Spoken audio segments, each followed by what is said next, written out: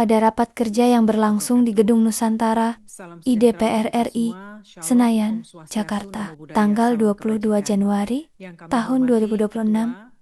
Berdasarkan laporan terkini, Komisi 11 DPR RI memanggil Otoritas Jasa Keuangan (OJK) untuk membahas penguatan langkah pemberantasan kejahatan keuangan. Fokus utama rapat ini adalah penanganan praktik scam, penipuan, dan kasus gagal bayar yang melibatkan platform fintech Dana Syariah Indonesia (DSI). Berikut itu adalah poin-poin penting dari hasil pertemuan tersebut. Isi penanganan kasus Dana Syariah Indonesia (DSI). OJK memberikan pembaruan signifikan terkait kasus DSI yang telah merugikan ribuan nasabah lender. Indikasi fraude atau skema Ponzi.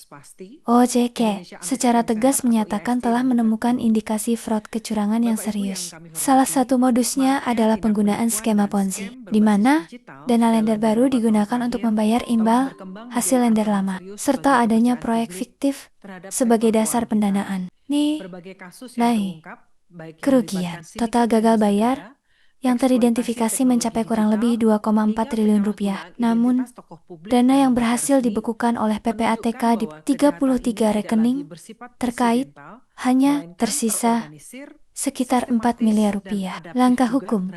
Kasus ini telah dilaporkan ke Bareskrim Polri sejak Oktober tahun 2025 dan kini telah naik ke tahap penyidikan. Bareskrim juga telah melakukan penggeledahan di kantor DSI pada Januari tahun 2026.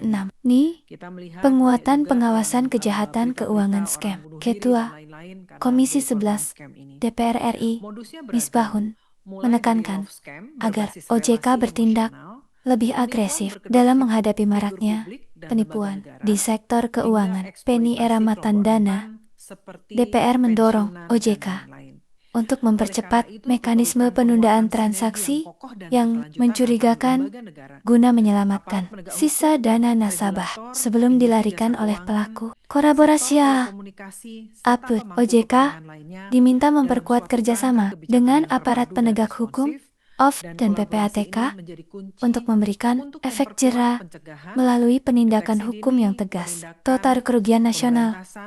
OJK mengungkapkan bahwa total kerugian akibat scam di Indonesia mencapai sekitar 9 triliun rupiah. Dengan nilai yang berhasil diselamatkan masih jauh dari total kerugian tersebut. Sang arahan untuk sektor syariah, Komisi 11 memberikan catatan khusus bahwa kasus yang menimpa Dana Syariah Indonesia sangat mencoreng kredibilitas industri keuangan syariah. DPR mendesak OJK untuk memastikan bahwa label syariah tidak hanya menjadi formalitas akad, tetapi juga mencakup integritas moral dalam pengelolaan dana masyarakat. Video berikut memberikan gambaran visual mengenai desakan anggota Dewan kepada OJK untuk memperbarui regulasi demi mencegah kasus fraud serupa di masa depan. Komisi 11 DPR RI cegah fraud perbankan.